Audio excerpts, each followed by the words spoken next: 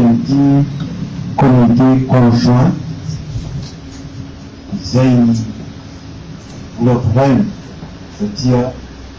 mba ahafahantsika anaovana communication posée voire même professionnelle mba tsy hahatonga ny psychose ny taloha titira zay zany nato raha miasa izy ty na ny fotonao ny transport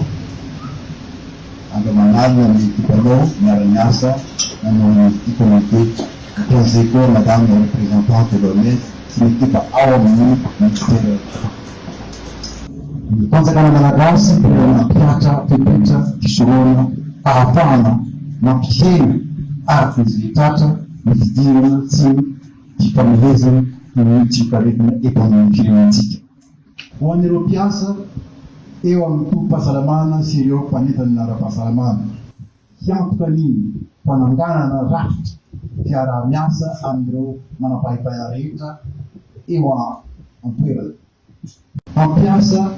ny famaritana tranga ho an'ny mpanaraha-maso tsara ireo aretina io. Ampandreka any amin'ny ambaratonga-pahefana misaha amin'ny fahasalamana sy ny tompo-panjakana akaiky indrindra ny fisian'olona avy any Chine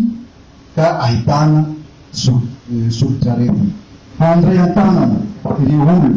ahiahina ahitana solitra aretina mifanaraka amin'ny famaritana ireo tranga ao amin'ny tombom-pahasalamana sy ambela ireo singa alaina atao fitsirihana any amin'ny Institut Pasteur de Madagascar